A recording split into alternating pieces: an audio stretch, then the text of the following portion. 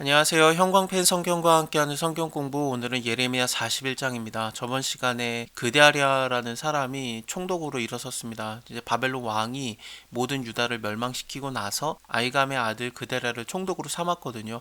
그리고 예레미야도 함께 백성 중에 거하고 있고요.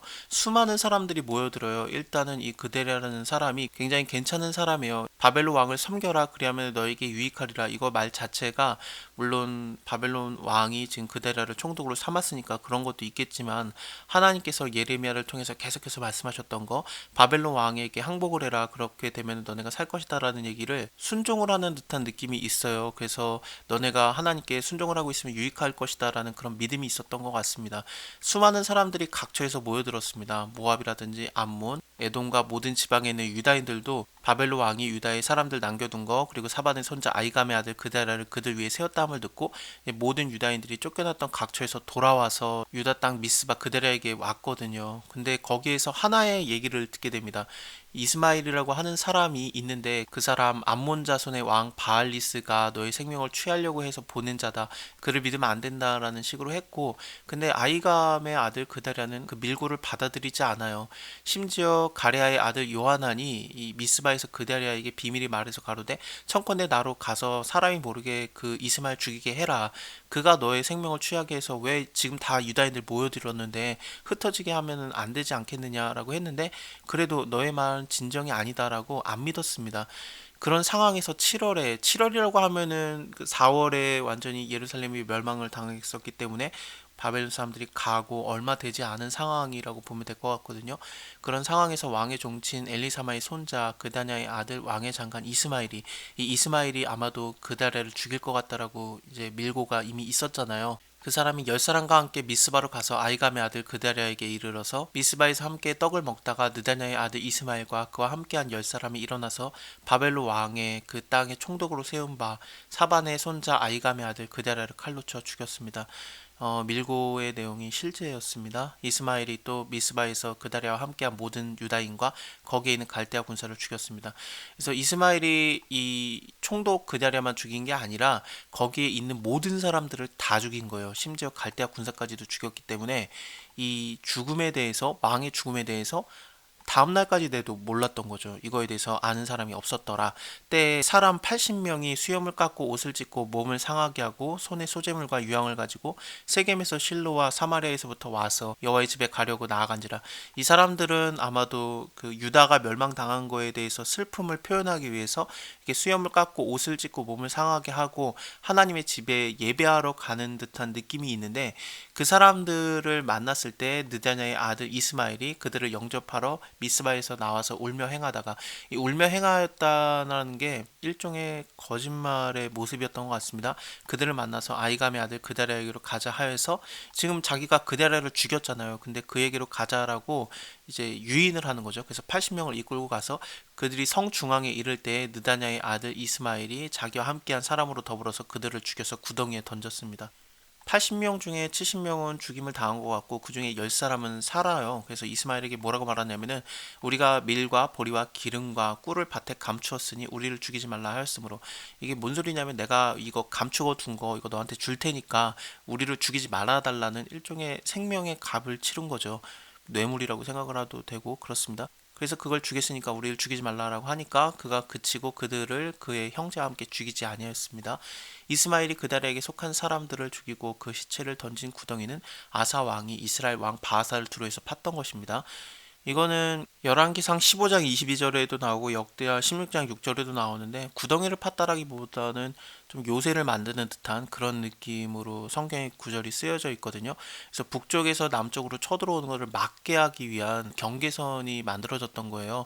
느다냐의 아들 이스마엘이 그 죽인 시체로 거기 채우고, 미스바에 남아있는 왕의 딸들과 모든 백성 곧 시위대장 느부살라단이 아이감의 아들 그데랴에게 위임하였던 바 미스바에 남아있는 모든 백성을 사로잡되, 곧 느다냐의 아들 이스마엘이 그들을 사로잡고 암몬 자손에게로 가려 하여서 떠나왔습니다.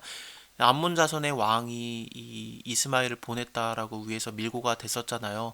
실제로 암몬 자손에게로 다시 돌아가려고 하는데 왜 이런 일이 있는지를 도저히 생각을 못 하겠어요. 왜냐하면 왕의 종친이라고 이름이 분명히 나오지 않습니까? 이거 히브리어로 보면 왕족이라는 뜻이에요. 자기 스스로가 왕족인데 유다 백성을 위해서 일하는 게 마땅할 텐데 근데 암몬 자손을 위해서 지금 일을 하고 있고 또 총독을 없애고 많은 사람들을 그냥 학살하는 듯한 그런 표현들이 계속 나오고 있지 않습니까? 가레아의 아들 요하난과 그와 함께 있는 군대 장관이, 여기 가레아의 아들 요하난이라고 하면은 미스바에서 그다리아에게 비밀 말해서 가로되 청컨대 나로 가서 사람이 모르게 이스마엘을 죽이게 하라. 어찌해서 그로 너의 생명을 취하게 하여서 너에게 모인 모든 유다인으로 흩어지며 유다의 남은 자로 멸망을 당케 하랴라고 말했던 그 사람이거든요. 그래서 이 요하난이라고 하는 사람이 다시 일어난 거죠. 그래서 이 사람이 느다냐의 아들 이스마엘을 행한 모든 악을 듣고 모든 사람을 데리고 느다냐의 아들 이스마엘과 싸우려고 가다가 기브온의 큰 물가에서 그를 만납니다. 이스마엘과 함께했던 모든 백성이 가레아의 아들 요하난과 그와 함께한 모든 군대 장관을 보고 기뻐하였습니다. 왜냐하면 지금 사로잡혀 가는 중이었잖아요. 암몬으로 잡혀가는 중에 백성들이 그래도 좀 믿을만한 요하난이 일어난 걸 보고 기뻐한 거죠. 이에 미스바에서 이스마엘에게 포로되었던 그 백성들이 돌이켜서 가레아의 아들 요하난에게로 돌아가니 느다냐의 아들 이스마엘이 8사람과 함께 요하난을 피해서 암몬 자손에게로 갔습니다. 가레아의 아들 요하난과 그와 함께하는 모든 군대 장관이 느다냐의 아들 이스마엘이 아이감의 아들 그다랴를 죽이고 미스바에서 잡아간 모든 남은 백성 곧 군사와 여인과 유아와 환관을 기브온에서 빼앗아 가지고 돌아와서 애굽으로 가려고 했습니다. 애굽으로 가려고 했던 이유는 갈대아인들을 피해서 도망을 가려고 하는 거죠. 일단은 바벨론 왕이 세운 총독 아이감의 아들 그다랴가 죽었기 때문에 이 일로 인해서 어떤 오해를 받을까봐 피하려고 했던 것 같기도 하고요. 그리고 또 애굽이라는 나라가 그 당시에 그래도 바벨론의 대적이라고 볼 수 있는 큰 나라였지 않겠습니까? 그래서 이곳으로 돌아가려고 하는 건데, 근데 애굽으로 가는 것은 일종의 하나님을 믿지 않는 행동으로 지금까지 계속 나왔었습니다. 그래서 다음 장 42장에서도 예레미야가 이거에 대해서 한번 언급을 할 겁니다. 애굽으로 가려고 해서 떠나 베들레헴 근처에 있는 게롯 기맘에 머물렀습니다. 게롯 기맘이라고 하면은 기맘의 거처라는 뜻인데, 기맘 혹시 기억나세요? 다윗이 압살롬을 피해서 도망갔을 때 그때 반전을 할 수 있게 힘을 줬던 사람이 바르실레라는 사람이 있었어요. 그래서 바르실레가 많은 물건으로 다윗의 용사들에게 먹을 것을 제공하고 뭐 많은 물자들을 제공했거든요. 그것으로 인해서 힘을 얻고 다시 반격을 일으켜요. 그리고 압살롬을 이기지 않습니까? 그래서 이제 다윗이 다시 예루살렘으로 돌아갈 때 바르실레에게 너 나랑 같이 예루살렘으로 가자. 내가 당신을 섬기고 살겠다라고 했는데 근데 바르실레가 나는 너무 나이도 많고 내가 따라가봤자 당신한테 도움도 안 되고 그냥 내 고향에서 죽겠습니다. 하지만 내가 기맘이라는 자를 추천합니다 하면서 이 기맘을 데려가게 하거든요. 그래서 다윗이 내가 이 기맘에게 대해주는 거 너에게 대해줘야 되는 것처럼 이 사람에게 대해주겠다라면서 많은 그 은혜를 베풀 거라는 걸 약속을 했는데 여기 게롯 기맘이라는 게 있는 걸 보면은 뭔가 대접을 해줬던 게 나오는 거죠. 왜냐면 기맘의 거처가 베들레헴 근처에 있는 걸 볼 때 다윗이 이 사람을 좀 배려를 해줬던 것 같아요.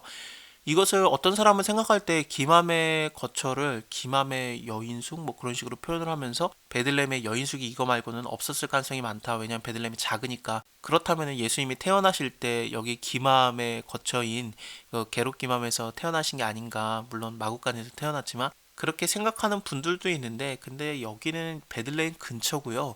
예수님은 베들레헴에서 태어나셨습니다. 그래서 같은 장소라고 보기는 조금 어려울 것 같아요.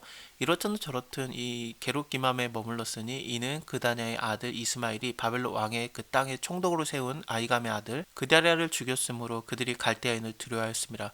자, 오늘은 여기까지 보고요. 다음에 가레아의 아들 요하난이 예레미야 선지자를 찾아가서 하나님께 기도 좀 해달라고 부탁을 하는데 이거에 대해서는 다음 시간에 이어서 볼게요. 감사합니다.